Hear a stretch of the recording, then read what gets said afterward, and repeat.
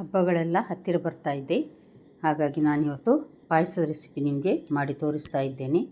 ನಾನು ಮನೆಯಲ್ಲಿ ಮಾಡಿದ್ದೇನೆ, ಹಾಗೆ ನಿಮಗೆ ಸಹ ತೋರಿಸ್ತಾ ಇದ್ದೇನೆ. ನಮಸ್ತೆ ಫ್ರೆಂಡ್ಸ್, ಗುಡ್ ಫುಡ್ ಲ್ಯಾಂಡ್ ಚಾನಲ್ಗೆ ನಿಮಗೆಲ್ಲರಿಗೂ ಆತ್ಮೀಯ ಸ್ವಾಗತ. ಇಲ್ಲಿ ನೋಡಿ, ಒಂದು ಸಣ್ಣ ಗ್ಲಾಸಲ್ಲಿ ನಾನು ಸಾಗು ತೆಗೆದುಕೊಂಡಿದ್ದೇನೆ. ಇದು ಸ್ವಲ್ಪ ದಪ್ಪ ಸಾಗು, ಸಣ್ಣ ಒಂದು ಲೋಟದಲ್ಲಿ ತೆಗೆದುಕೊಂಡಿದ್ದೇನೆ. ಅದೇ ಲೋಟದಲ್ಲಿ ಒಂದು ಲೋಟ ಹೆಸರುಬೇಳೆ, ಎರಡನ್ನು ಒಂದೆರಡು ಸಲ ಚೆನ್ನಾಗಿ ತೊಳೆದು ಒಟ್ಟಿಗೆ ಒಂದು ಅರ್ಧ ಗಂಟೆ ಆದರೂ ನೆನೆ ಹಾಕಬೇಕು. ಬೇಗ ಬೇಯ್ತದೆ ಆಗ. ಅದಕ್ಕೋಸ್ಕರ ನೋಡಿ, ನಾನು ಅರ್ಧ ಗಂಟೆ ನೆನೆ ಹಾಕಿದ ನಂತರ ಒಂದು 3 ಲೋಟದಷ್ಟು ನೀರು ಹಾಕಿ ಇದನ್ನೀಗ ನಾನು ಬೇಯಲಿಕ್ಕೆ ಇಡ್ತಾ ಇದ್ದೇನೆ. ಈಗ ಒಮ್ಮೆ ಬಿಸಿ ಆಗಲಿಕ್ಕೋಸ್ಕರ ಹೈ ಫ್ಲೇಮಲ್ಲಿ ಇಟ್ಟಿದ್ದೇನೆ. ಒಂದು ಕುದಿ ಬಂದ ನಂತರ ನಾನು ಇದನ್ನು ಲೋ ಫ್ಲೇಮ್ ಅಂದರೆ ಮೆಲ್ಲ ಉರಿಯಲ್ಲಿ ಇಡ್ತೇನೆ. ಅಷ್ಟೇ ಅಲ್ಲ, ಸ್ವಲ್ಪ ಈ ಮುಚ್ಚಳವನ್ನು ಸ್ವಲ್ಪ ಸೈಡಲ್ಲಿ ಮಾಡಿಡ್ತೇನೆ, ಇಲ್ಲಾಂದರೆ ಅದು ಉಕ್ಕಿ ಹೊರಗೆ ಬರ್ತದೆ ನೊರೆಯೆಲ್ಲ. ಅದಕ್ಕೋಸ್ಕರ ಒಂದು ಸಲ ಸೌಟಲ್ಲಿ ಈ ರೀತಿ ತಿರುಗಿಸಿ ನಂತರ ನೋಡಿ ಈ ರೀತಿ ಸ್ವಲ್ಪ ಸೈಡಲ್ಲಿಟ್ಟು ಬೇಯಿಸ್ತಾ ಇದ್ದೇನೆ. ಈಗ ಒಂದು ಸಲ ನಡುವೆ ಚೆಕ್ ಮಾಡುವ, ಇಲ್ಲಾಂದರೆ ಕೆಲವು ಸಲ ತಳ ಹಿಡಿಯುವ ಚಾನ್ಸಸ್ ಇರ್ತದೆ. ಅದಕ್ಕೋಸ್ಕರ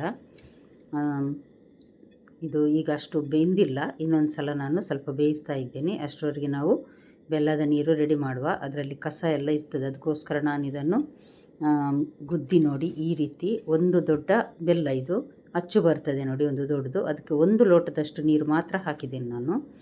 ಬೆಲ್ಲ ನಂತರ ನೀರು ಆಗ್ತದೆ ನೋಡಿ, ಅದಕ್ಕೋಸ್ಕರ ನೋಡಿ. ಈಗ ಇದು ಚೆನ್ನಾಗಿ ಬೆಂದಿದೆ.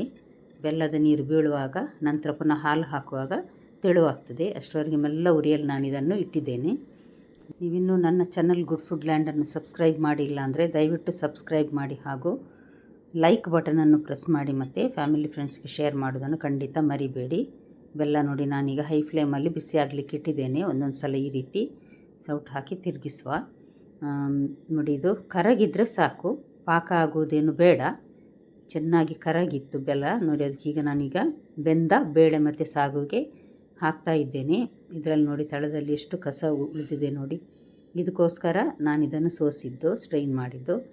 ಈಗ ಇದನ್ನು ಚೆನ್ನಾಗಿ ಮಿಕ್ಸ್ ಮಾಡೋ. ಒಂದು ಸಲ ಮಿಕ್ಸ್ ಮಾಡಿ ಚೆನ್ನಾಗಿ ಬೆಲ್ಲ ಎಲ್ಲ ಹೆಸರುಬೇಳೆಗೆ ಇಳ್ಕೊಳ್ಳುವಷ್ಟು ಹೊತ್ತು, ಅಂದರೆ ಸಾಧಾರಣ ಒಂದು 5 ನಿಮಿಷ ಹೈ ಫ್ಲೇಮಲ್ಲಿ ಬಿಸಿ ಮಾಡುವ ಇದನ್ನು ಇದೇ ರೀತಿ. ನಂತರ ನಾನಿಲ್ಲಿ ತೆಂಗಿನ ಹಾಲಿನ ಬದಲು ಗುಡ್ ಲೈಫ್ ತೆಗೆದುಕೊಂಡಿದ್ದೇನೆ. ದಪ್ಪ ಹಾಲು ಇದು. ಸಾಧಾರಣ ಒಂದು 2 ಲೋಟದಷ್ಟು ಹಾಲನ್ನು ನಾನು ಇದಕ್ಕೆ ಹಾಕ್ತೇನೆ. ಆಗ ದಪ್ಪ ಇದ್ದ ಪಾಯಸ ಸ್ವಲ್ಪ ತೆಳುವಾಗ್ತದೆ. ನಂತರ ಸಾಗು ಹಾಕಿರೋದ್ರಿಂದ ಒಂದು ಅರ್ಧ ಗಂಟೆ ಎಲ್ಲ ಆದಮೇಲೆ ಬಿಟ್ಟರೆ ಒಳ್ಳೆ ದಪ್ಪ ಆಗ್ತದೆ ಪಾಯಸ ನೋಡಿ. ತುಂಬ ರುಚಿಯಾಗಿ ಬರ್ತದೆ ಈ ಹಾಲು ಹಾಕಿದರೆ.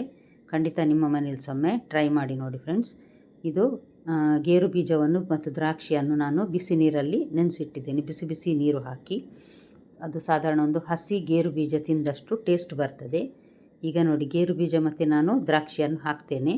ಒಂದು ಕುದಿ ಬರಲಿಕ್ಕೆ ಸ್ಟಾರ್ಟ್ ಆಯಿತು. ಹಾಲು ಹಾಕಿದ ನಂತರ ಕುದಿಸುವ ಅಗತ್ಯ ಇಲ್ಲ. ಹಾಲು ಹಾಕಿದ್ದೇವೆ ನೋಡಿ. ಬೆಲ್ಲ ಇರೋದ್ರಿಂದ ಅದರಲ್ಲಿ ಸ್ವಲ್ಪ ಉಪ್ಪಿನಂಶ ಇರ್ತದೆ, ಹಾಗಾಗಿ ಅದು ಹಾಲು ಒಡೆಯುವ ಚಾನ್ಸಸ್ ಇರ್ತದೆ. ಅದಕ್ಕೋಸ್ಕರ ಹಾಲು ನಂತರ 1-2 ನಿಮಿಷ ಇಟ್ಟರೆ ಮೆಲ್ಲ ಉರಿಯಲ್ಲಿ ಸಾಕು. 1 ಚಮಚದಷ್ಟು ನಾನು ಏಲಕ್ಕಿ ಪುಡಿ, ಅಂದರೆ ಒಂದು ಸಾಧಾರಣ 7-8 ಏಲಕ್ಕಿ ಪುಡಿಯನ್ನು ಜಜ್ಜಿ ಪುಡಿ ಮಾಡಿ ನಾನು ಹಾಕಿದೆ. 1 ಟೇಬಲ್ ಸ್ಪೂನ್ನಷ್ಟು ಕೊನೆಗೆ ಗ್ಯಾಸ್ ಆಫ್ ಮಾಡಿದ ನಂತರ 1 ಟೇಬಲ್ ಸ್ಪೂನ್ನಷ್ಟು ತುಪ್ಪ ಹಾಕಿ ಚೆನ್ನಾಗಿ ಮಿಕ್ಸ್ ಮಾಡಿದರೆ ಪಾಯಸ ರೆಡಿ ಆಯಿತು. ನೋಡಿದ್ರಲ್ಲ ಫ್ರೆಂಡ್ಸ್, ಎಷ್ಟು ಸುಲಭ ಈ ಪಾಯಸ ಮಾಡಲಿಕ್ಕೆ. ಖಂಡಿತ ಒಂದು ಸಲ ಟ್ರೈ ಮಾಡಿ ನೋಡಿ, ತುಂಬ ಸುಲಭ. ಹಬ್ಬ ಬರ್ತಾ ಇದೆ, ದೇವರಿಗೆ ನೈವೇದ್ಯ ಇಡುವ ಹಾಗಿದ್ದರೆ ದನದ ಹಾಲು ಹಾಕ್ಬೋದು, ಅಥವಾ ತೆಂಗಿನ ಹಾಲು. ನಾಳೆ ಇನ್ನೊಂದು ಹೊಸ ರೆಸಿಪಿಯೊಂದಿಗೆ ಮತ್ತೆ ಭೇಟಿ ಆಗ್ತೇನೆ. ಧನ್ಯವಾದ.